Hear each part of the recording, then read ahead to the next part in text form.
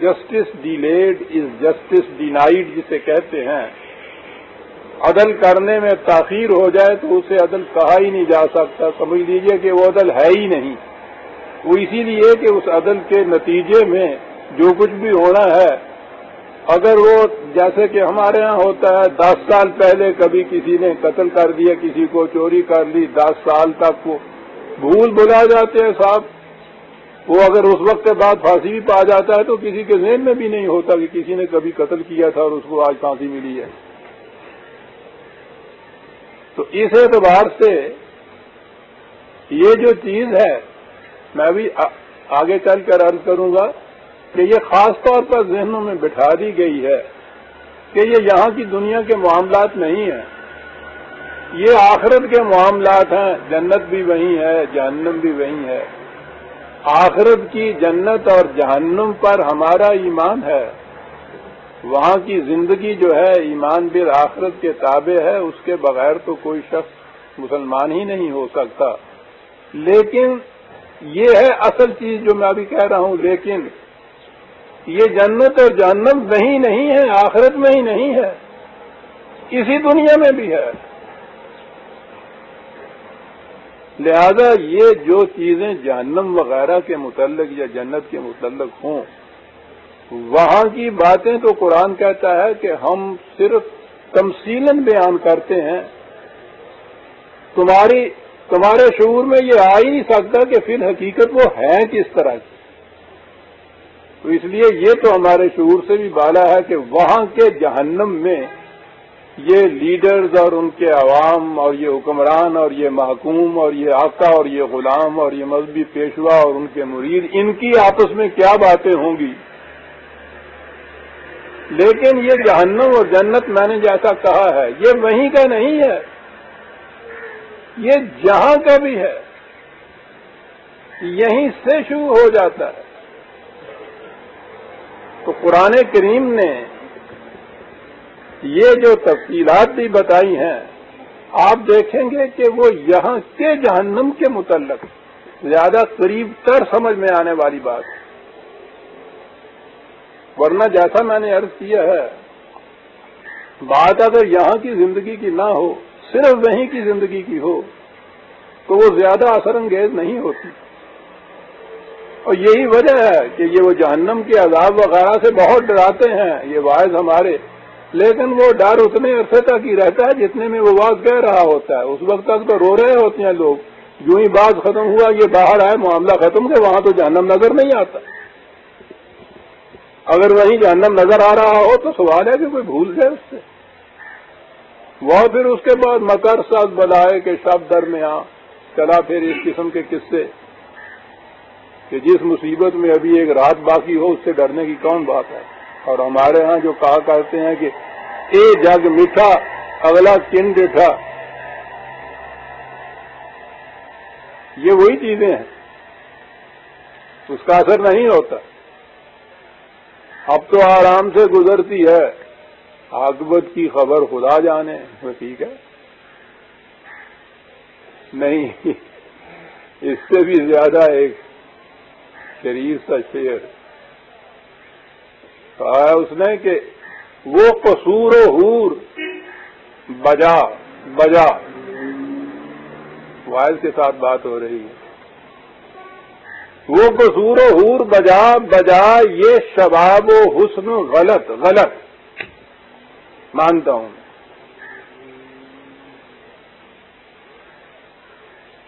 وہ قصور و حور بجا بجا یہ شباب و حسن غلط غلط، مگر اس کا کوئی جواب دے کہ یہ نقد ہے وہ ادھار ہے۔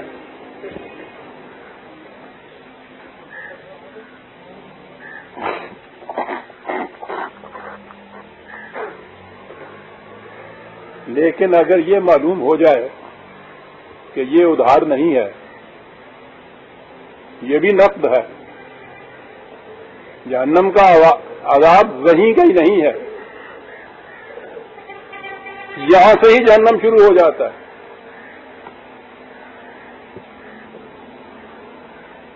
تفصیل تو بہت طول طویل ہے، جہنم اس کا عذاب لیکن قرآن نے اس کو سمٹا کر رکھ دیا ہے دو لفظوں میں، یہاں کا جہنم، آنے والی زندگی کا بھی جہنم۔ پہلے دیکھیے کہ جہنم میں سب سے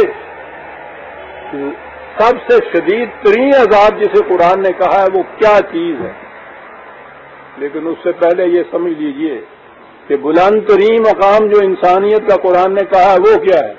شرف انسانیت، تکریم آدم، عزت نفس، یہ ہے انسانیت۔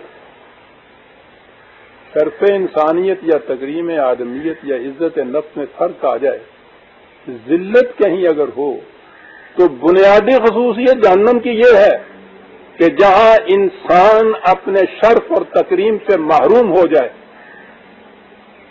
جہاں وہ ذلیل سمجھا جائے۔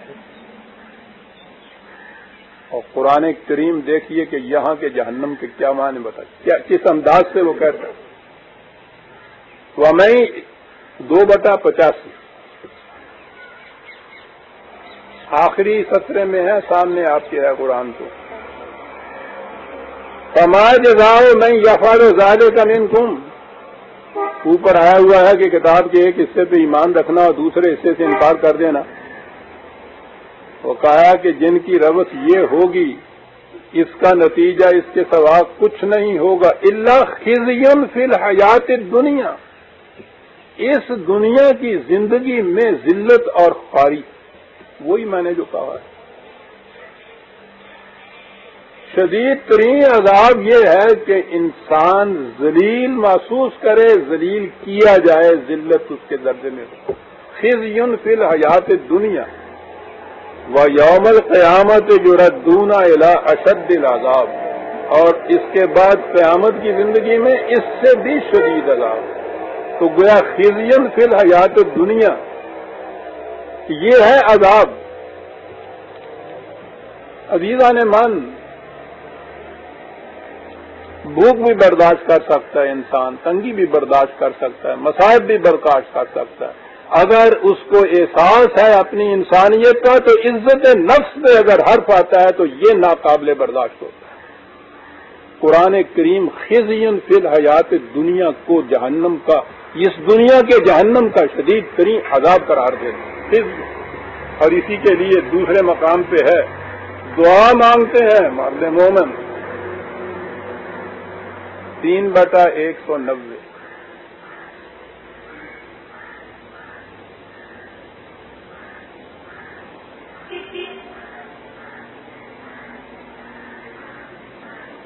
دعا یہ ہے، پچھلی آیتیں میں چھوڑتا ہوں، ربنا ما خلقت ھذا باطلا سبحانک فقنا عذاب النار۔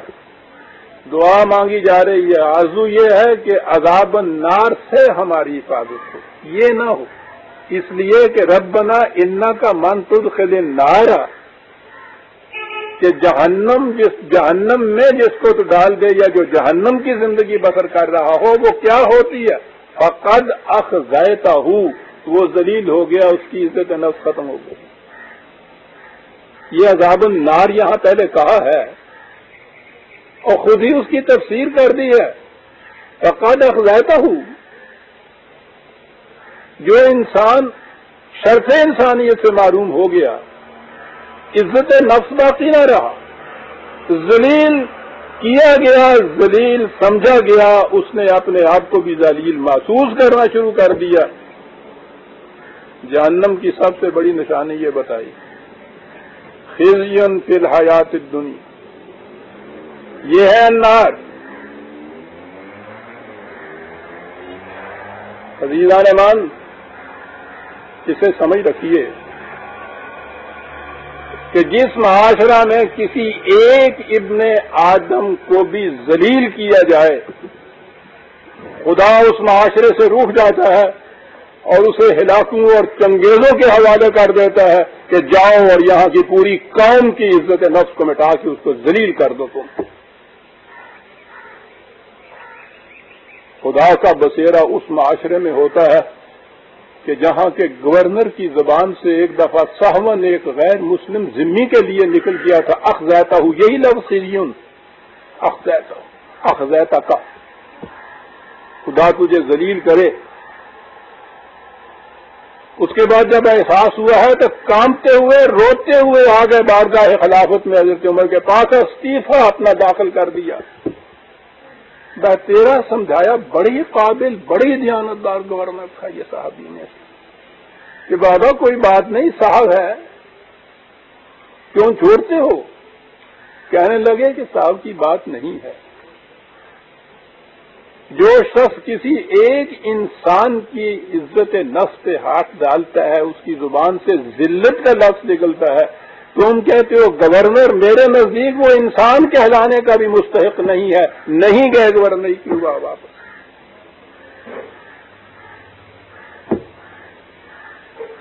اور یہ چیز تھی،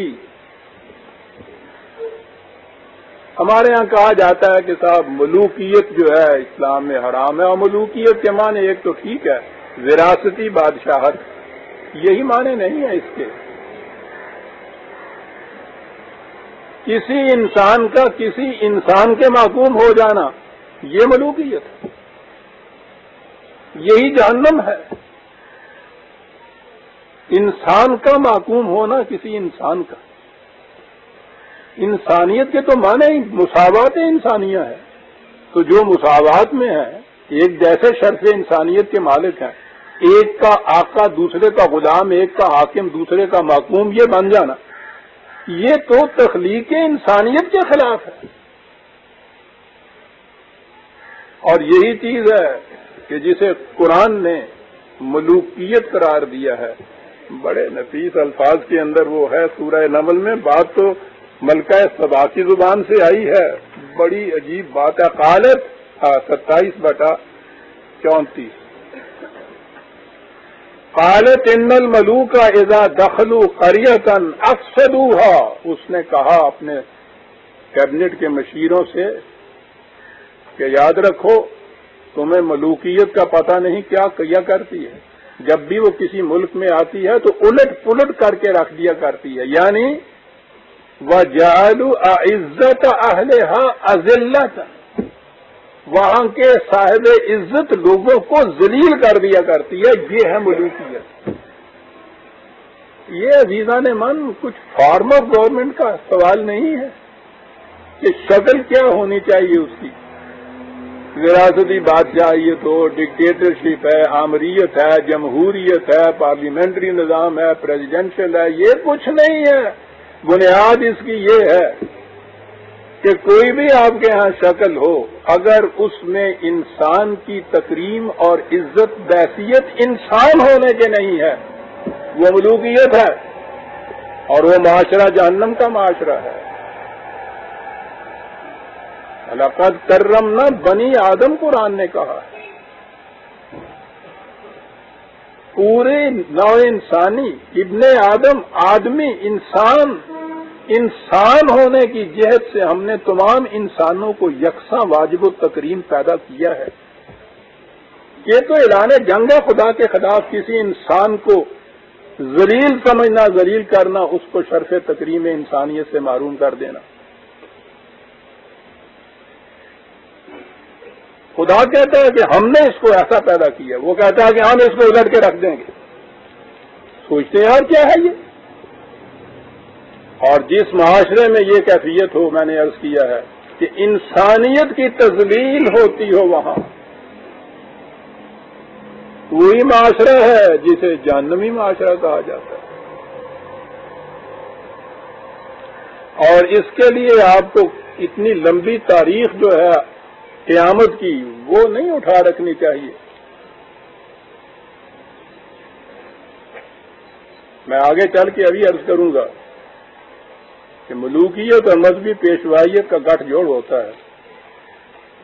مذہبی پیشوائیت کا سب سے بڑا کامیاب حربہ یہ ہوتا ہے کہ جہنم اور اس کے عذاب کو قیامت تک اٹھا رکھے، یہاں کے جہنم کو سامنے آنے ہی نہ دے۔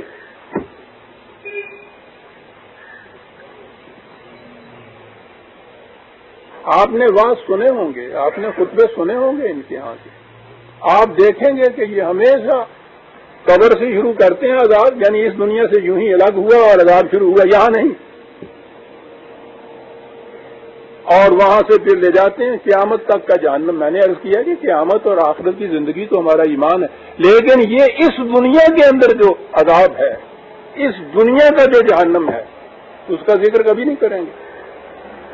اس کا ذکر کریں گے تو وہ جو انسانیت شرف سے یا عزت سے اور تکریم سے معروم ہو رہی ہے، اسے احساس پیدا ہو جائے گا کہ ہم تو جہنم میں ہیں۔ بات آئی ہوئی تو پھر سامنے آنی چاہیے۔ جہنم، میں نے عرض کیا ہے نا کہ یہ الفاظ ہی جو ہیں اس قوم کے، ثانوی نسل قوم کے، ان الفاظ کے اندر سارے معانی پوشیدہ ہیں۔ یہ جہنم کا لفظ کہاں سے آیا؟ یہ بنی اسرائیل جنہیں ہم کہتے ہیں، یہ اسلام سے پہلے بنی اسرائیل کی قوم تھی نا، جس کے ہاں یہ سارے انبیاء آتے تھے، عبرانی زبان تھی، اسی میں یہ سب کچھ ہوتا۔ یہ جو بیت المقدس وغیرہ کی ساری وادیاں ہیں، اس میں یہ بستے تھے وہاں، انہی کے ہاں یہ پہلے لفظ تھا، قرآن میں وہیں سے یہ آیا۔ بیت المقدس کے شمال میں ایک وادی تھی، جہنم ہے جی ہنوم، اصل میں جی کے معنی وادی کے ہوتے، ہنوم کوئی تھا جس کی وادی کہلاتی تھی، وہ جی ہنوم، ہنوم کی وادی۔ اس وادی میں ایک دیوتا تھا، مولوک، نہایت خونخوار قسم کا، قہرمانیت اور استبداد کا مجسمہ۔ آپ لوگوں نے تو کبھی دیکھا نہیں ہوگا شاید، ہندوؤں کی وہ دیوی جو ہوتی تھی، بھیروں دیوی یا کالی ماتا، سارا منہ خون سے سرخ ہوتا تھا، زبان باہر نکلی ہوئی، آنکھیں خشمگین، چار ہاتھ اور چاروں میں مختلف قسم کے اوزار پکڑے ہوئے، گلے میں انسانوں کی کھوپڑیوں کا ہار ڈالا ہوا۔ یہ ان کے مندر کے اندر یہ دیوتا یا دیوی ہوتی تھی جس کی پرستش ہوتی تھی، یہ اسی قسم کا وہاں ایک دیوتا تھا۔ اس دیوتے کے حضور انسانوں کو ذبح کیا جاتا تھا اور پھر ان کو جلا کے اس کی راکھ اس کے پیش کی جاتی تھی، اس دیوتے کے حضور میں بھیڑ چڑھائی جاتی تھی۔ تو جہنم ویسے وادی جہنم، تو جہنم اس معاشرے کا نام ہے کہ جس میں انسانیت ذبح کی جائے اور ان کی شرف و تکریم کو جلا کے دیوتاؤں کے بھیڑ چڑھا دیا جائے، دیوتا خواہ بادشاہ کی شکل میں، حکمران کی شکل میں ہو، بے شماؤں کی شکل کے اندر۔ یہ ہے جہنم عزیزان من۔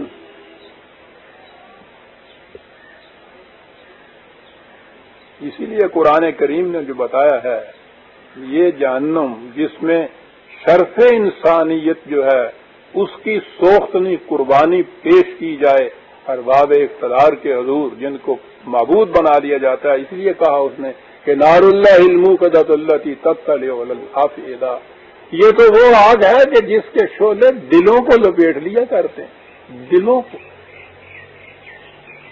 یہ جسموں کو جلانے والی بات نہیں ہوتی، دلوں کو اس کے شعلے لپیٹتے ہیں۔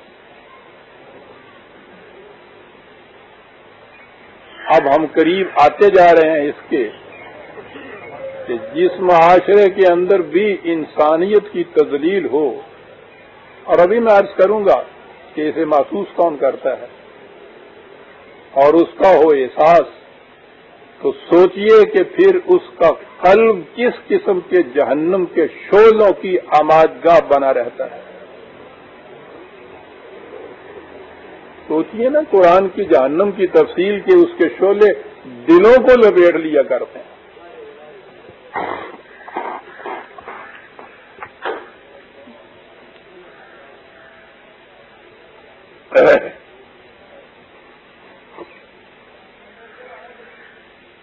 تو پہلی چیز یہ آ گئی کہ جس معاشرے کے اندر کسی ایک انسان کی بھی عزت نفس محفوظ نہ رہے، اس کی شرف انسانیت سوختنی قربانی کی طرح ان کی بھیڑ چڑھا دی جائے اوپر والوں کی، تکریم انسانیت سے محروم ہو جائے ایک فرد بھی،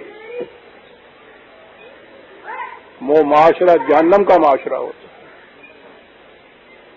جہنم کہتے ہی وہ ہیں کہ وہاں دیوتے کا نام ملوک ہوتا ہے، اور آپ کو پتا ہے کہ قرآن کریم میں جہنم کے دروغے کا نام مالک ہے، ماسٹر۔ انسان کا ماسٹر ہونا دوسرے انسان پر، میں نے عرض کیا ہے نا کہ یہ چیزیں کے ساتھ ملوکیت کا قرآن اسلام میں ملوکیت نہیں ہے صاحب، ملوکیت کے معنی بس کر دیے کہ وہ وراثتی حکومت جو بادشاہت ہے وہ نہیں ہے، وہ بھی قصہ پارینہ ہے، آج تو ہر جگہ آپ کے یہاں موجود ہے۔ بہرحال اتنے کا نام ملوکیت، یہ نہیں ہے ملوکیت، جہنم کے دروغے کا نام مالک ہے، وہاں سے ملوکیت ہے۔ انسانوں کا انسانوں کے غلام ہونا، محکوم ہونا، ان کے تابع فرمان ہونا، یہ ہے جہنم۔ اس کے دروغے کا نام مالک۔ جہاں بھی کوئی انسان دوسرے انسان کا مالک ہو جائے جہنم ہے۔ خزین فی الحیات الدنیا، میں نے عرض کیا ہے کہ وہ تو جہنم کی پہلی نشانی بتاتا ہے ذلیل ہو جانا، ذلیل ہو جانا۔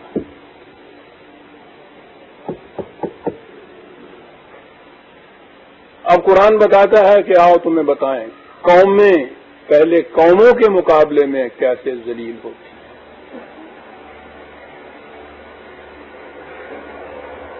زندگی ارتقائی منازل طے کر کے آگے بڑھنے اور اوپر بلند ہونے کا نام ہے، اسے ذہن میں رکھیں۔ مختلف قومیں اس دنیا میں اس مسافہ حیات میں ایک ریس ہوتی ہے لگی ہوئی، آگے بڑھنے کی، پیچھے رہ جانے والے۔ اس مسافہ زندگی میں پیچھے رہ جانے والی قومیں، میں نے عرض کیا ہے نا کہ میں نمایاں قد و قال آپ کو بتا رہا ہوں جہنم کے قرآن کی روح سے۔ پہلی چیز تو یہ سوچ لی آپ نے کہ جس معاشرے کے اندر بھی کسی ایک فرد کی بھی عزت نفس محسوس نہ رہے، ذلت ہو جائے، جہنم ہے۔ قوموں کے مقابلے میں آپ آئیے، قرآن کہتا ہے کون سی قومیں ہیں جو جہنم کے اندر ہوتی ہیں۔ 16/62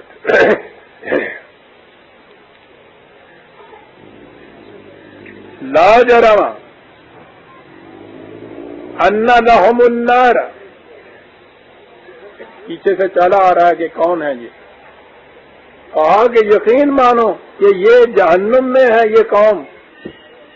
کون ہے یہ قوم؟ وَأَنَّهُمْ مُفْرَطُونَ، وہ قوم کہ دوسری قومیں جن سے آگے چلی گئی اور یہ پیچھے رہ گئے۔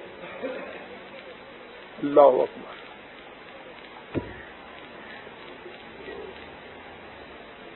یہ پیچھے رہ جانے والی قوم اپنے طور پہ تو غریب بھی ہو سکتی ہے، مادی وسائل کی کمی ہو سکتی ہے، سب کچھ، اس آگے بڑھنے والی قوم کی نگاہوں میں یہ قوم ذلیل ہو جاتی ہے۔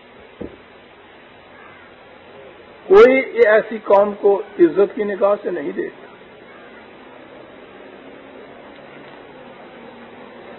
یہ آگے بڑھ جانا جو ہے، میں نے عرض کیا ہے کہ قرآن نے بتایا ہے کہ پیچھے رہ جانے والی قوم جو ہے وہ جہنم میں۔ جنت کے متعلق ساتھ ہی ساتھ اگر تقابل میں زیادہ بات بہتر سمجھ میں آتی ہے، السابقون السابقون، قرآن نے یہ کہا ہے اہل جنت کی نشانی یہ ہے کہ مسافہ حیات میں وہ تمام کاموں سے آگے جانے والی قوم ہوگی۔ 56/11 66/11۔ دوسری جگہ ہے فَلْيَتَنَافَسُونَ الْمُتَنَافِسُونَ۔ اہل جنت کی نشانی یہ ہے، منافست کے معنی ہوتا ہے کہ جب بھی کوئی اس کے مقابل میں آئے اسے پھر اٹھ کے بہت آگے چلی جائے۔ وَأَنْتُمُ الْأَعْلَوْنَ، اہل جنت وہ ہیں کہ تمام کے اوپر وہ بلند ترین مقام کے اوپر وہ ہوں گے. قرآن نے آگے آئے گی اسی آیت میں ایسی صورت میں غالباً آیا ہے. غرفتن کی مثال دی ہے. عجیب عجیب الفاظ ہیں اس قوم کے بھی اور قرآن کا انتخاب بھی. غرفہ ایسی ندی کہ جس میں پانی کی افراد، اس میں رفتار کی تیزی، بلندیوں کی طرف بھی چلی جائے تو رکے نہیں. اہل جنت کی نشانیاں بتا رہا ہے قرآن. جہنم کے تو میں نے ابھی بتا دیے. وادی نون کہ جس میں انسان کو ذبح کر کے اس کی انسانیت کو جلا کر راک کی ڈھیر مالک کے سامنے پیش کی جاتی تھی. آگے بڑھنے کے مقابلے میں قرآن میں دوسرا لفظ جہیم آیا ہے. جہیم کے معنی یہ رک جانا کہیں.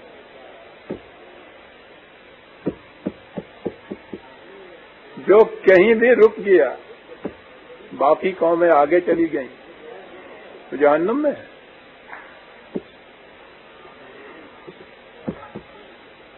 زندگی تو جوئے رواں ہے.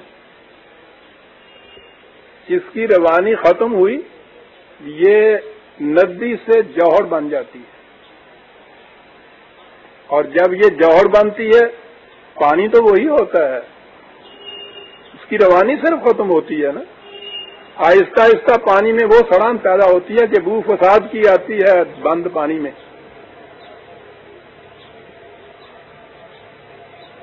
یہ جہیم ہے. رک جانا زندگی میں کسی ایک مقام کے اوپر، رک جانے کا نام ہی پیچھے رہ جانا ہے، کیونکہ باقی قومیں جو ہیں وہ تو آگے بڑھ رہی ہوتی ہیں. میں نے عرض کیا تھا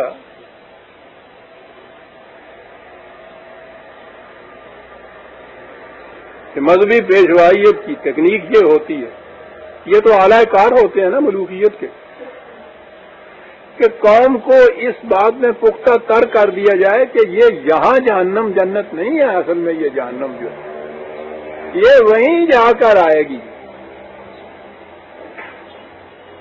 اور میں نے یہ عرض کیا کہ قرآن نے جو یہ بتایا ہے خزی فی الحیات الدنیا یوم القیامت یردون، اس نے دو جہنمیں یہی بتا دی ہیں. اس دنیا کی زندگی میں ذلت و خواری کی زندگی، اور اگلی دنیا میں پھر جو یہاں کا ذلیل ہے وہاں کا مقرب نہیں ہو سکتا، وہ وہاں کا بھی ذلیل ہے. اور یہ جو چیز ہے کہ میں نے عرض کیا ہے کہ وہیں کی جہنم نہیں ہے، یہاں کی جہنم بھی ہے. قرآن واضح کیے چلا جاتا ہے. 29/54 29/54 بڑے خوبصورت الفاظ ہیں. یستعجلون کا بالعذاب، یہ لوگ کہتے ہیں کہ وہ کہاں ہے وہ جہنم، کہاں ہے وہ عذاب، کہاں ہے وہ سزا جس کی تم دھمکیاں دیتے چلے آتے تھے اور جس کو کہتے تھے یہ. کہا کہ ان سے کون بتائے کہ محرم نہیں ہے، تو ہی نوار آئے نوا ہے راز کا. وَإِنَّ جَهَنَّمَ لَمَحِيطٌ بِالْكَافِرِينَ، جہنم تو ان کو چاروں طرف سے گھیرے ہوئے ہے. یستعجلونک بالعذاب، جلدی بچاتے ہیں کہ لاؤ کہاں ہے. ان سے کہو کہ تم پوچھتے ہو کہ کہاں ہے. وَإِنَّ جَهَنَّمَ لَمُحِيطٌ بِالْكَافِرِينَ، انکار کرتے ہو اس سے، وہ تو چاروں طرف سے محیط ہے تمہارے اوپر. تو عزیزان من، جس جہنم کے متعلق کہا ہے کہ یہاں تمہیں گھیرے ہوئے ہے چاروں طرف سے، وہ جہنم وہی ہوگی جو قیامت میں آئے گی. وہاں وہ تو آئے گی. محیط بالکافرین،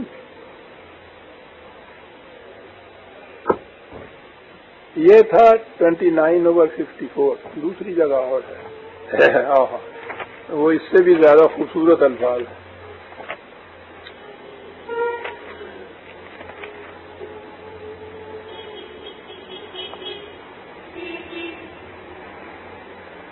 واہ 82/16 کہا یہ گھیرے ہوئے تو ہے چاروں طرف سے.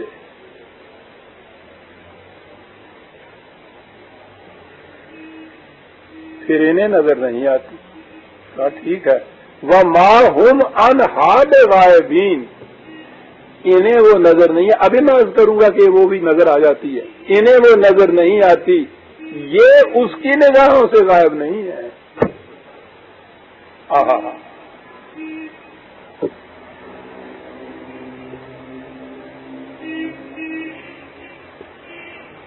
انہیں نظر نہیں آتی، ابھی میں عرض کروں گا کہ نظر آتی ہے.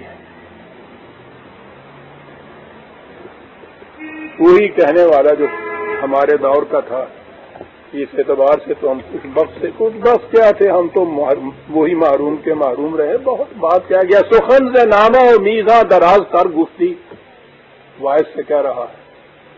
تو میں نے سنا ہے آواز تمہارا، قیامت، میزان، نامہ، اعمال، جنت، بڑے لمبے چوڑے آواز تم نے وہاں کے کر دیے.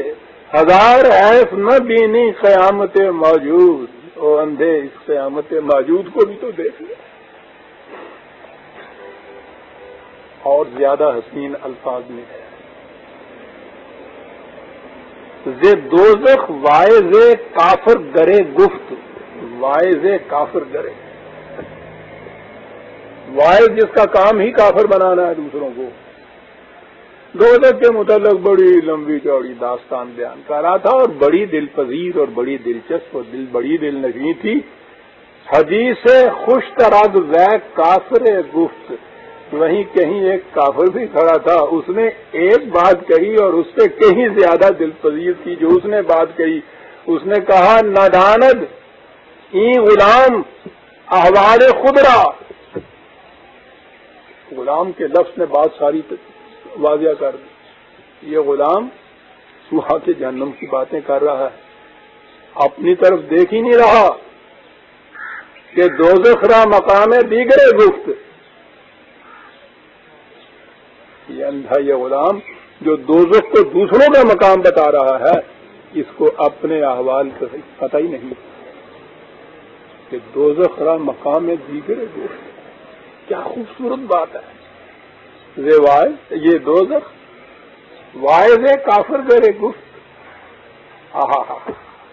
حدیث خوش تراد کافر گفت. اور وہ خوش تراد یہ تھی کہ ندان دی غلام احوال خود را کے دوزخ را مقام دیگر گفت.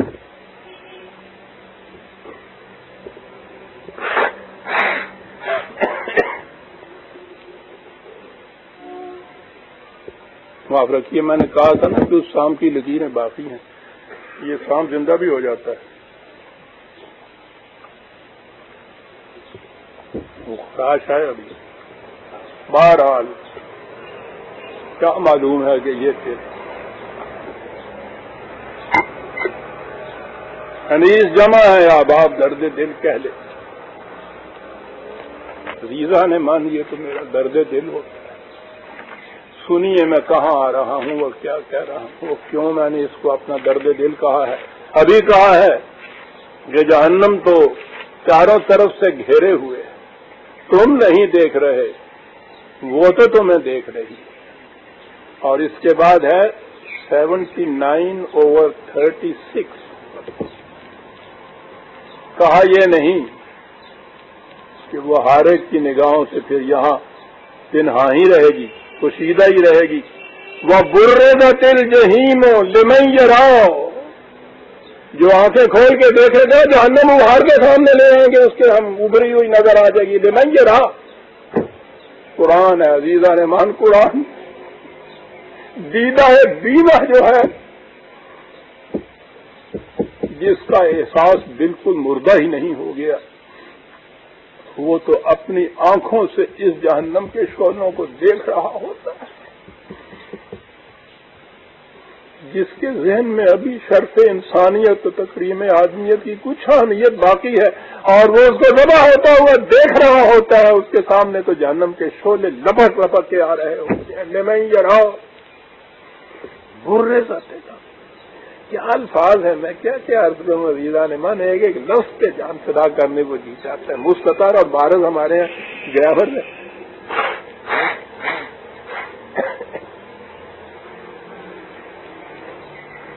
چھپی ہوئی چیز یہ نہیں ہوتا کہ موجود نہیں ہوتی، موجود ہوتی ہے، ہماری نگاہوں سے چھپی ہوتی ہے.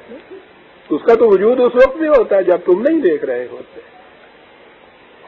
بارز ہو جاتی ہے، نمودار ہو جاتی ہے تمہاری آنکھوں کے سامنے. جس کی آنکھوں کے سامنے جو اپنی آنکھوں کو کھول لیتا ہے، جہنم تو نمودار ہو جاتی ہے اس کے سامنے. کیسا خوبصورت لفظ ہے کہ کچھ ڈیفیکلٹی نہیں زیادہ ہوتی اس کو اس کے دیکھنے میں. دیکھ رہے ہوتے ہیں عزیزان من جہنم کو وہ جو دیکھ نہیں رہے ہوتے، جن کو احساس ہی جن کا مٹ چکا ہوتا ہے شرط انسانیت کا، ان کو اس کا احساس ہی نہیں ہوتا کہ یہ جہنم ہے، اس میں نکلنا نہیں چاہیے، اب تو آرام سے گزرتی ہے. وہ اس نشے میں مست، ان کو اس نشے میں مست رکھا جاتا ہے کہ جہنم ان کے سامنے نمودار ہو کے آنا ہی نہ پائے. لیکن جن کے سامنے وہ آ جاتی ہے ان کی کیفیت ملاحظہ فرماؤ عزیزان من. کلما ارادوا ان یخرجوا منها 22/22 کلما ارادوا ان یخرجوا منها من غم، اس قدر بھی کہ نفس ہوتا ہے ان کو، اس قدر غمآلود ہوتی ہے ان کی زندگی، اس قدر اضطراب انگیز ہوتا ہے قلب ان کا کہ وہ بار بار چاہتے ہیں کہ اس جہنم سے کسی طرح سے باہر نکل جائے. وہی دوفیا دھکے دے کے اس میں ڈال دیا جاتا ہے کہ تم نکل نہیں سکتے اس سے. جسے احساس نہیں ہے اس کا عزیزان من، پھر بھی میں کہوں چلو مزے لے رہا. خود و الناس والے جا رہا، اس نے کہا ہے کہ یہ انسان نہیں، یہ تو پتھر ہوتے ہیں، جہنم کا ایندھن تو یہ بھی ہوتے ہیں، پتھر ہوتے ہیں، احساس تو نہیں ہوتا. جن کے سامنے جہنم نمودار ہو کے آ جاتا ہے، جو آنکھ کو کھول کے اس کو دیکھ رہے ہوتے ہیں، ان کی تڑپ و خلش کی کیفیت یہ ہوتی ہے کہ وہ بار بار کوشش کرتے ہیں کہ وہاں سے نکل جائے، نکل نہیں سکتے. من غم دیکھا آپ نے کہ وہ جو آگ کے شعلے ہیں ان کو کس لفظ سے تعبیر کیا گیا ہے؟ غم. اعیدوا فیہا نکل نہیں سکتے. وما هم بخارجین من النار، نکل نہیں سکتے. ذوقوا عذاب الحریق، یہ عذاب یہ شرف انسانیت کو جلا دینے والا ہے، اسی کے اندر رہو، تڑپو. قرآن نے یہ کہا ہے لا یموت فیہا ولا یحیا. یہ وہ لوگ ہیں کہ وہاں ان کو نہ موت آتی ہے نہ زندگی نصیب ہوتی.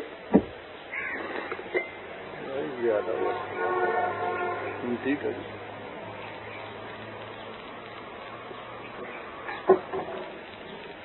موت بھی نہیں آتی. دوسرے مقام پہ ہے کہ چاروں طرف سے دیکھتا ہے موت آ رہی ہے، وما ہم بمیتون، لیکن مرتا نہیں.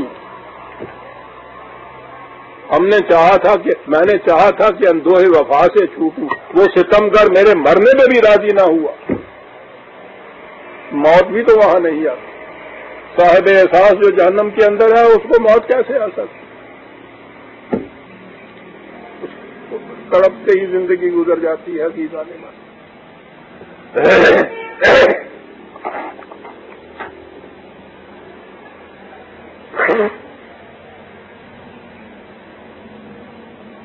اور یہاں سے یہ کہنے کے بعد کہ یہ جہنم یہیں کا ہے جہاں کی باتیں ہو رہی ہیں، ہم آ گئے آج کے درس کے اوپر. وقال الذين كفروا لن نؤمن بهذا القرآن ولا بالذي بين يديه.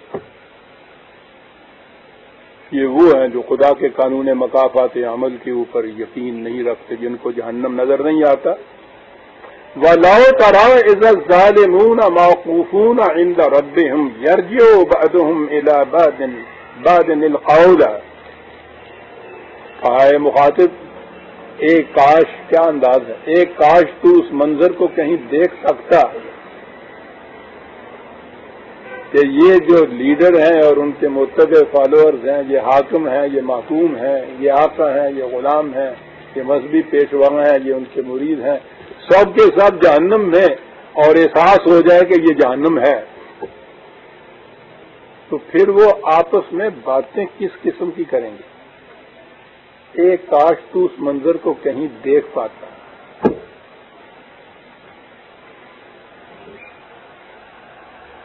ہے نا جاذب توجہ موضوع کہ سنیں کہ یہ آپس میں باتیں کیا کریں.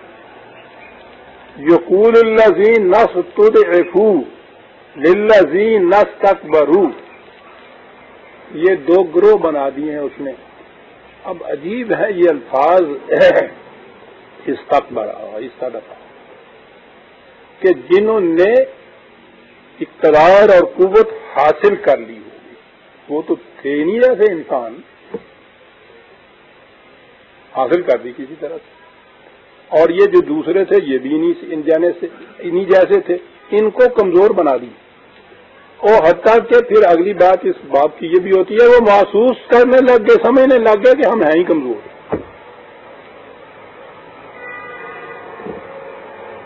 یہ ہے وہ دو گروہ. آگے وہ بتاتا ہے کہ ان میں کون کون شامل ہیں.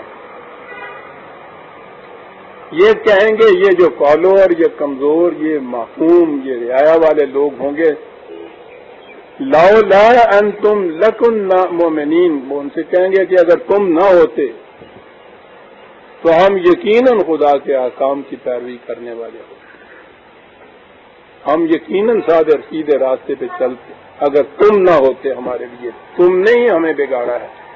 قال الذین استکبروا للذین استضعفوا انحن صددناکم عن الہدی بعد اذ جاءکم بل کنتم مجرمین.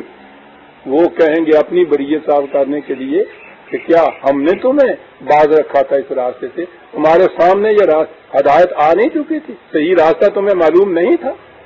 اصل یہ ہے کہ تمہارا ہی من چور تھا، ہم نے تو آواز ہی دی تھی، تم کیوں پیچھے آ لگے؟ بات یہ ہے، کہنا قرآن یہ چاہتا ہے کہ جب معاشرہ جہنمی بنتا ہے تو اس کی ذمہ داری کس پہ عائد ہوتی ہے.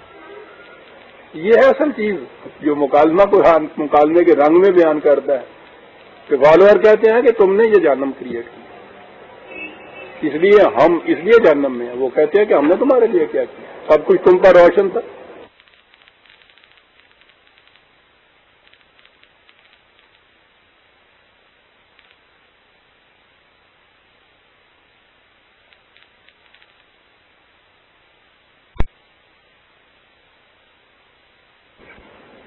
جس قسم کے احکام تم نافذ کیا کرتے تھے، جس قسم کے قوانین بنایا کرتے تھے، کیا ان کے ماتحت ہم میں یہ قوت تھی کہ ہم اس کو ڈیفائی کر سکتے؟ ہم صحیح راستہ اختیار کر دیتے، تم کرنے دیتے تھے. دیکھ رہے ہیں آپ کیا جواب مل رہا ہے.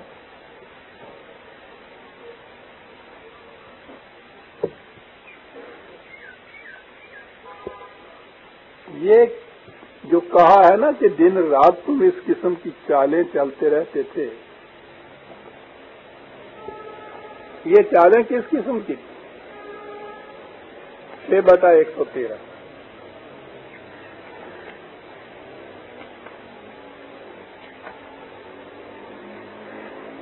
113 114 سال. ہاں 113 میں بتایا ہے کہ یہ سرکش قوتیں اپنے مفاد کی خاطر، یہ جو ان کے پیچھے چلنے والے جن کو محکوم بنایا جاتا ہے، کہا کہ ان کی تدبیریں، ان کی ترکیبیں، ان کے حربے، ان کی سازشیں، ان کا انداز ہوتا کیا تھا؟ عزیز عالمان، 4 ٹکڑے 4 لفظی سمجھ لیجئے، سوچئے، غور کیجئے اور اپنے سامنے لائیے نقشہ. کہا کہ یہ سب کچھ کرتے تھے وَلِتَصْغَىٰ إِلَيْهِ أَفْئِدَةُ الَّذِينَ لَا يُؤْمِنُونَ بِالْآخِرَةِ. پہلی چیز یہ ہوتی تھی کہ وہ مکافات عمل کا جو قانون ہے نا، وہ ان کی نگاہوں سے اوجھل کر دیا جائے، اور اس قدر اپنے آپ میں چیپ پاپولیرٹی اس طرح ون کی جائے کہ یہ کھینچے چلے آئیں ان کی طرف. یعنی مکافات عمل کے قانون کو اوجھل کیا جائے تو پھر یہ ہوگا نا کہ یہ بات نہیں ہوگی کہ اس کا نتیجہ کیا نکلے گا. اور یہ کچھ کریں کہ جس سے یہ ان کی طرف کھینچے چلے آئیں. کیا کریں اس کے لیے؟ والے یار داؤ ہو، یہ نہیں کہ ان کی اصلاح کریں، ان کو صحیح راستے کے اوپر لائیں، ان کی غلط روشوں کی مذمت کریں، ایسے صحیح راستے کریں. لے یار داؤ، جن باتوں کو یہ اچھا پسند کرتے ہیں نا وہی کچھ کرتے چلے. اللہ جس جہالت میں ہے اور زیادہ اس میں دور. مست رکھو ذکر و فکر صبح گاہی میں انہیں، پختہ تر کر دو مزاج خانقاہی میں. لے یار داؤ ہو، کیا بات ہے قرآن. ایک لفظ ہے عزیزان من کہ تم دیکھ لو کہ کس چیز کو زیادہ پسند کرتے ہیں، کس چیز سے خوش ہوتے ہیں. ان کو اس کے اندر اور کر دو. بھنگ کا نشہ ہے، بھنگ دیتے جاؤ. افیون ہے، دیتے چلے جاؤ.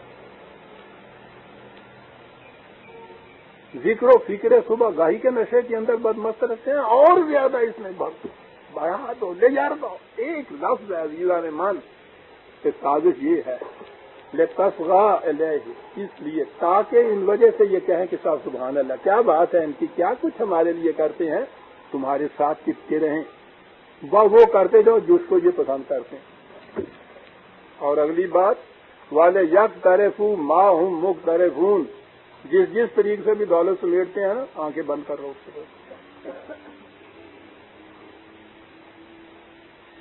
کرنے دو.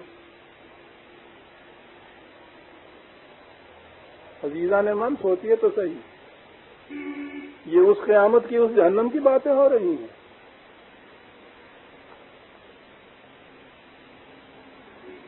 یہاں یہ کہا ہے مستقبرین، اس میں صرف بات لفظ کی بریائی کا ہے، اس میں اقتدار کی بات آتی ہے. ایسا ہی نظر آتا ہے کہ وہ جن کے ہاتھ میں اقتدار ہوتا ہے، کبریائی ہے نا، تکبر ہے نا، کہ صرف وہی ہوں گے یہ اور نہیں. لیکن نہیں عزیزان من، قرآن ہے 33/67 33/67 67.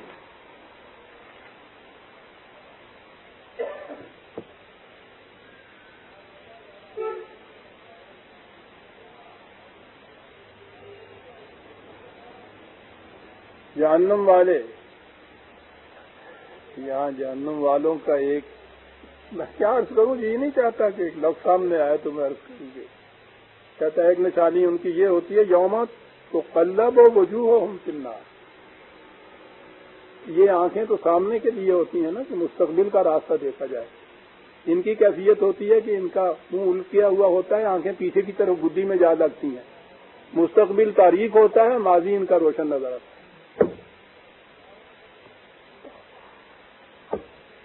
اور اسی لیے کہا ہے کہ مفرطون ہوتے ہیں. باقی قوم میں کہیں آگے چلی جاتی ہیں، یہ پیچھے رہ جاتی ہیں، کھڑے ہوتے ہیں. انہوں نے تو درخشا اپنا ماضی دیکھا ہوتا ہے، مستقبل تو ان کا تاریخ ہوتا ہے.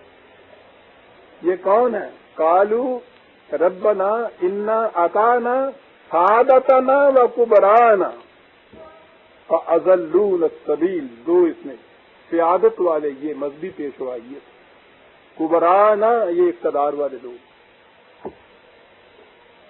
ہم نے تو ان کی ہدایت فاضلونا السبیل، تیری طرف آنے والے راستے سے انہوں نے گمراہ کر دیا. دونوں اس کے اندر قرآن لے آیا.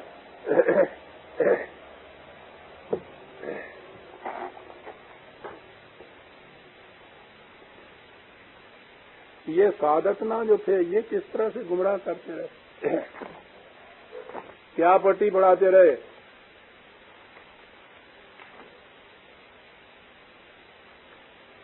43/23 45/23 وَكَذَلِكَ مَا أَرْسَلْنَا مِن قَبْلِكَ فِي قَرْيَةٍ مِّن نَذِيرٍ إِلَّا قَالَ مُتْرَفُوهَا.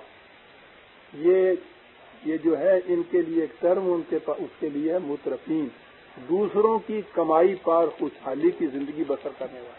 دوسروں کی کمائی پر دونوں طبقے اس میں یہاں گنائے تھے نا، سعادتنا و کبرانا، مذہبی پیشوائیت بھی اور باب اقتدار بھی. مترفوہا یہاں وہ ذکر آتا ہے مذہبی پیشوائیت کا کہ یہ کس طرح سے روکے رکھتے تھے. میں نے کہا تھا نا کہ اہل جہنم کی آنکھیں پیچھے کی طرف لگی ہوئی. مذہبی پیشوائیت کرتی یہ ہے، پڑھاتی رہتی ہے ان کو یہ انا وجدنا آباءنا علی امت و انا علی آثارہم مقتدون، ہم نے اپنے اسلاف کو جس راستے پہ چلتے ہوئے دیکھا ہم اسی پہ چلتے چلے جائیں گے، ماضی کی طرح، اس سے آگے نہیں بڑھ سکتے، اس سے انحراف نہیں بڑھ سکتے۔ یہ نہیں سوچ سکتے کہ آج کے تقاضے کیا کہتے ہیں، یہ نہیں سوچ سکتے کہ ان کے متعلق پرکھ کے دیکھ لیں کہ وہ واقعی صحیح راستے پہ چل رہے تھے یا نہیں، یہ اس کے اوپر لگے رہتے، اسلاف کا راستہ ہے، سلف صالحین کا راستہ ہے۔ قرآن کہتا ہے یہ ان کو اس میں مگن رکھتے ہیں، اور مترف ہوا خود نہیں کمائی کرتے۔ یہ ہیں دو طبقے جو ان عوام کو جہنم کے اندر رکھتے ہیں، آگے نہیں بڑھنے دیتے، جمود طاری ہو جاتا ہے، عقل و فکر کے دیے بجھ جاتے ہیں اس قوم کے، یہ بجھاتے رہتے ہیں پھونکے مار مار کے کہ کہیں جلنے نہ کوئی پائے، اور یہ ہے جس جہنم کے اندر اس قوم کو رکھا جاتا ہے۔ میں نے ابھی عرض کیا تھا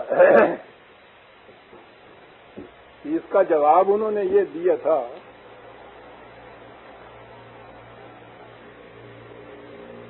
بلکہ جواب تو یوں ہی سامنے آ جاتا ہے قرآن کی روح سے۔ عوام اپنے آپ کو بری ذمہ سمجھتے کہ ہمارا قصور نہیں ہے، انہی بڑوں نے ہمیں یہ سب کچھ کیا ہے۔ قرآن کریم بتاتا یہ ہے 37/27 ہے،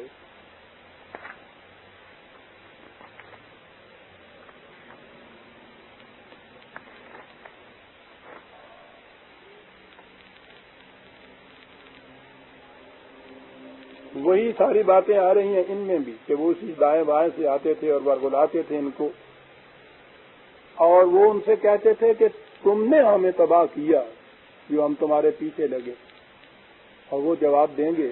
میں نے عرض کیا کہ ان کا جواب کیا ہے؟ قرآن تو یہ بتاتا ہے کہ حالات یہ ہیں، قالوا بل لم تکونوا مؤمنین، کہیں گے تمہارا اپنا ایمان کمزور تھا اس لیے تم سے بات۔ عزیزان مان، کوئی بات ہے؟ ایمان محکم ہو اگر اس کا، کوئی انسان دوسرے انسان کو اپنے سامنے جھکا ہی نہیں سکتا۔ انسان کوئی کتا اپنے دوسرے کتے کے سامنے نہیں جھکتا۔ یہ ہے قرآن نے جو بتا دیا کہ کیوں انسان ایک دوسرے کو دے رہے ہیں، تمہارا اپنا ہی ایمان کمزور تھا اس لیے یہ سب کچھ۔ لیکن اس کے باوجود وہ اس کو بھی نظر انداز نہیں کرتا کہ یہ جو کارواں سالار ہوتا ہے کارواں کا، اس سے بڑا ڈیپینڈ کرتا ہے، وہ لے جاتا ہے کہاں لے جاتا ہے۔ عزیزان من دیکھیے تو صحیح 14/28 سورہ ابراہیم کی آیت، الم تر الی الذین بدلوا نعمت اللہ کفرا، تم نے اس قوم کی حالت پہ بھی نگاہ ڈالی ہے کہ خدا نے اس قدر نعمتیں ان کو بلا مزد و معاوضہ عطا کی اور انہوں نے اس کی ناسپاس گزاری کی۔ اس طرح سے تو کیا ہوا؟ ایک کارواں تھا، لدا پھندا ہوا چلا آ رہا تھا، وَأَحَلُّوا قَوْمَهُمْ دَارَ الْبَوَارِ، کارواں سالار اس اپنے قافلے کو اس منڈی میں جا کے اس نے اتارا دے دیا جہاں اس جن سے کاسد کا کوئی خریدار نہیں تھا، جہاں اس کی کوئی قیمت نہیں تھی، اس منڈی میں اتار دیا اس کارواں سالار۔ انہوں نے اس کارواں کو وہاں اتار دیا جہاں تباہی کے سوا کچھ نہیں تھا، اس جن سے کاسد کو کوئی خریدار ہی نہیں تھا۔ کون سا مقام ہے؟ جہنم۔ جہنم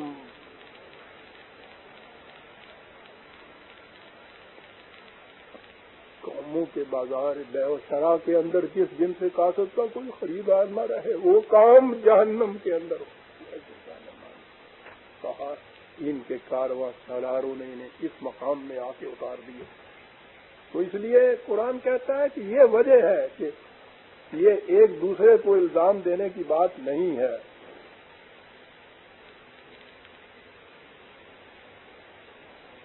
اس وقت یہ سب کے سب جہنم میں ہوتے ہیں، جہنم کے شعلوں میں گرفتار ہوتے ہیں، یہ اوپر کا طبقہ بھی نیچے کا طبقہ بھی، اقتدار والے بھی، محکوم بھی، مذہبی پیشوا یہ بھی، ان کے مقتدار بھی، سارے کے سارے وبرزوا للہ جمیعا،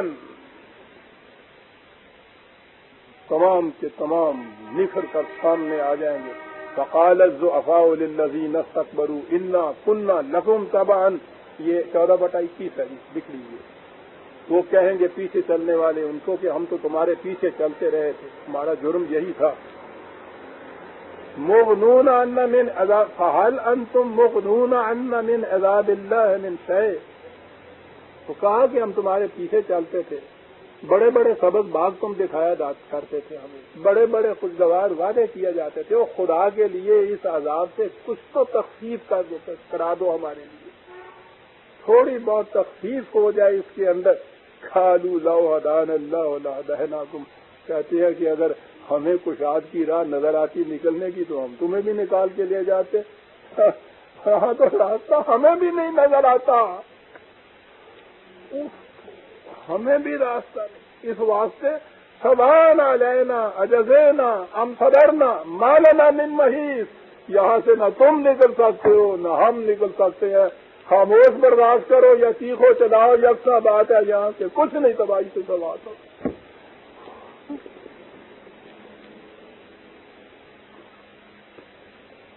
جہنم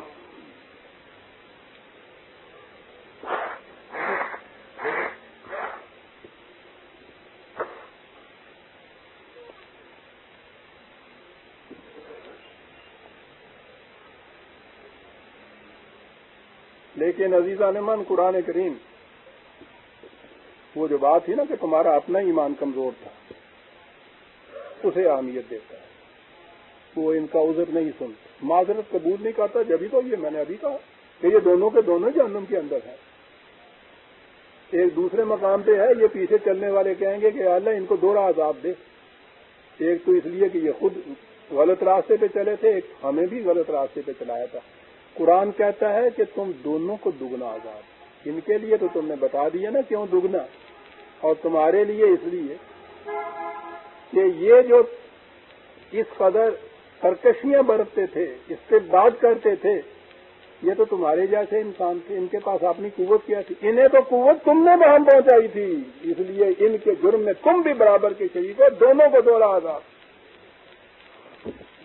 بچتا ہے جہنم کا عذاب جب قوموں پہ آتا ہے تو وہ پھر وہ انتظار کرتا ہے کہ یہ غریب کی جھونپڑی ہے یا امیر کا محل ہے.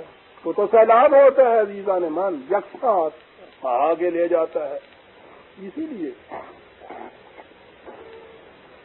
قرآن کریم نے یہ جو عوام ہیں جن کو ہم کہتے ہیں جماعت مومنین، ان کو زیادہ ذمہ دار قرار دیا. انہوں نے کہا ہے کہ تم اگر معصومی اور غلامی پہ رضامند ہو جاتے ہو، اس کی وجہ سے ان کی ہمتیں، ان کے حوصلے دراز ہو جاتے ہیں، ان کا استعداد ان کے اپنے بازو کا پیدا کردہ نہیں ہوتا.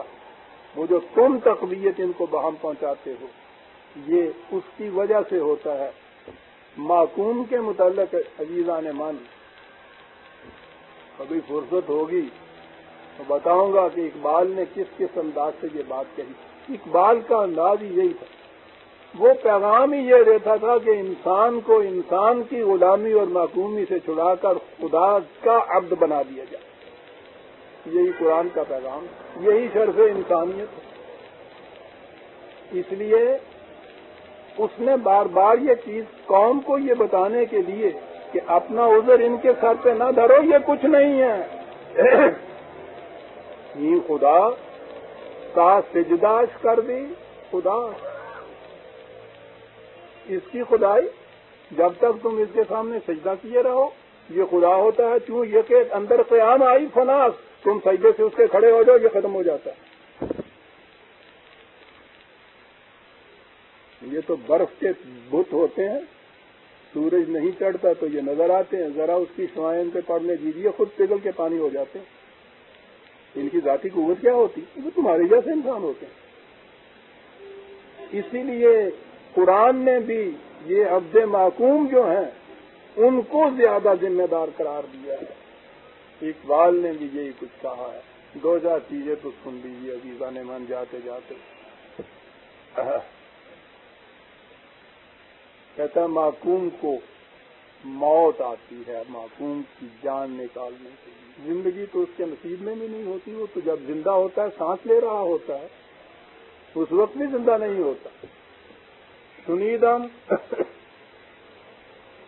مرد با یزداں سنی گفت، میں نے سنا کہ موت نے خدا کے حضور یہ شکایت کی کہ بے نم چشمے آں کب دل بزائد، یہ مٹی کا مادو محض آب و گل کا پیکر، یہ جو یوں ہی فارم کے لیے انسان نظر آتا تھا، اس کے اندر شرط انسانیت نہیں تھی۔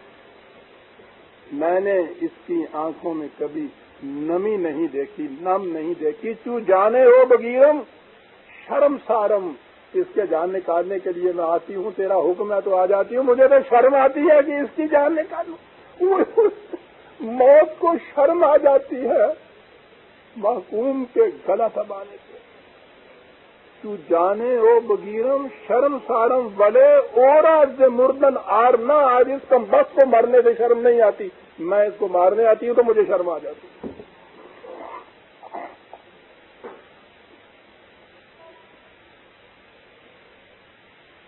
عزیزان من، کبھی خدا نے کیا زندگی دی، توفیق دی تو اقبال بھی پڑھا ہو، سنیے کیا کہتے خدا سے، کہتی ہے سب آتش دے کہ میرے شخص جہات اور تو نے تو اس سے پوری کائنات کا میر بنا کے پیدا کیا تھا۔ خدا سے کہتی ہے اس کو کچھ ثبات تو استقامت دے، یہ اپنے عدم ثبات کی بنا پر اس پر گرا ہوا ہے، یہ اس قدر محکومی کا رضامند ہو گیا ہوا ہے۔ بدستے اوس زمانے کائنات، اس کے ہاتھوں میں تو پوری کائنات کی لگام ہونی چاہیے تھی۔ کہتا ہے نہ گردد شرم سار آز خار، یہ مرد یہ موت کی ذلت سے اس کو شرم نہیں آتی۔ کیوں نہیں آتی عزیزان من؟ وہی بات کہ نامحرم سے ناموس حیات است، زندگی کے ناموس اور عزت و شرف انسانیت کا محرم نہیں ہے، اس لیے اسے شرم نہیں آتی ہے، مرد کی سی ذلت قبول کر دیتا ہے۔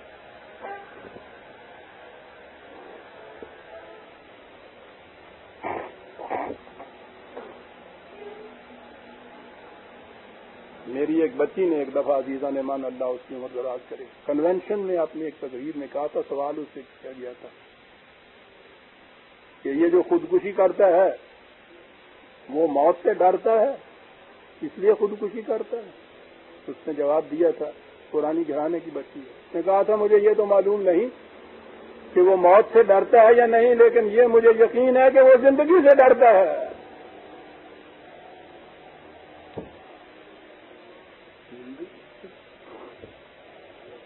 کہ نامحرم ز ناموس حیات، ایک اور یہ تو موت۔ ایک نظم ہے اقبال کی، قبر، اس معصوم اور ذلیل انسان کا مردہ میت قبر میں جب دفن کیا جاتا ہے تو قبر اس سے کہتی ہے آ ظالم، تو جہاں میں بندہ معصوم تھا،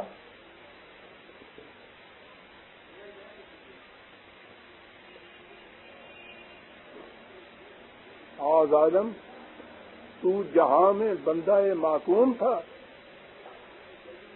میں نہ سمجھی تھی کہ ہے کیوں خاک میری سوزناک، مجھے پتہ ہی نہیں چلا تھا کہ تیرے آنے سے میری مٹی اس قدر کیوں جل رہی ہے، بھن رہی ہے، اب پتہ چلا کہ تو بندہ معصوم تھا، اس لیے میری مٹی اس لیے جل رہی ہے تیری وجہ سے۔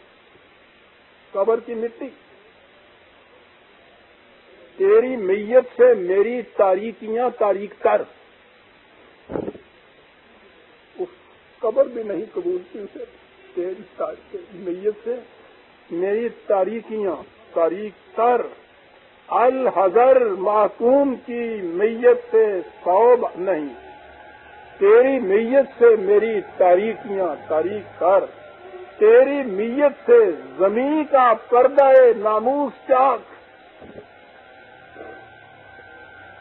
زمین کا پردہ ناموس چاک تیری میت سے، اور آگے ہے الحذر معصوم کی میت سے 100 بار الحذر ہے سرافی لے خدائے کائنات اے جان پاک، الحذر معصوم کی میت سے 100 بار الحذر۔ عزیزان مان، قرآن کریم یہی چیز کہتا ہے کہ یہ تمہارے ایمان کی کمزوری ہے، دوسروں کے اوپر تم یہ کچھ ڈال رہے ہو۔ استکبار والوں کو تو چھوڑ دیجیے، وہ قوت کے نشے میں بدمست ہوتے ہیں، تم جو رضامند ہو جاتے ہو اس چیز کے اوپر، تو اس کی معذرت، اس کی ذمہ داری دوسروں پہ نہ ڈالیے، یہ تمہارے اپنے ایمان کی کمزوری ہے، جس وجہ سے تمہاری یہ کیفیت ہے کہ اپنے جیسے انسانوں کو اپنا تم حاکم و محکوم اور آقا اور معبود بنا لیا ہوا تم نے، کیوں یکے اندر قیام آئی سنا۔